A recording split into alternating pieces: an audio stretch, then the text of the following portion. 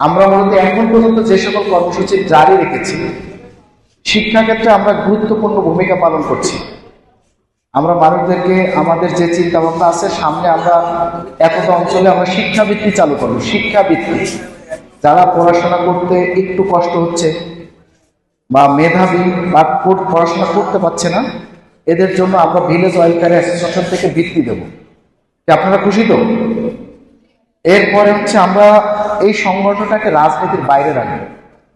আমি যে রাজনীতি করি না কেন, আমরা এটাকে রাজনীতির লেজর বৃত্তি করব না। এতে সব দলের এবং সকল লোকের একটা কমন প্ল্যাটফর্ম। দ্বিতীয়ত বিষয় হচ্ছে, আমাদের পরিকল্পনায় আছে এতটা অঞ্চলে আমরা একটা হসপিটাল করব। শিক্ষা, স্বাস্থ্য এবং খাদ্য, এই তিনটা জিনিসের নিরাপত্তার জন্য এবং সর্বশেষ কর্মসংস্থান সৃষ্টির জন্য আমরা অব্যাহত প্রচেষ্টা অব্যাহত আছে এবং ভবিষ্যতে আমরা ইনশাল্লাহ এই সংগঠনের মাধ্যমে এই অঞ্চলে করার চেষ্টা করছি এবং আশা করি পারব।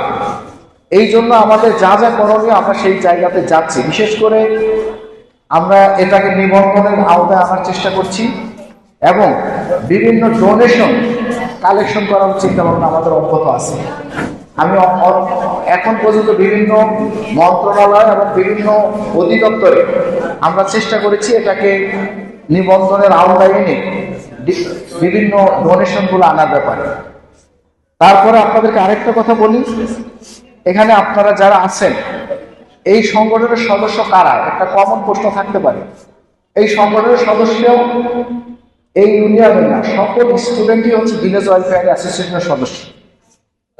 এই অর্থে যে আপনারাই একটি সংগঠনের মূল প্রাণ, আপনাদের মধ্য দিয়ে সংগঠন চলবে।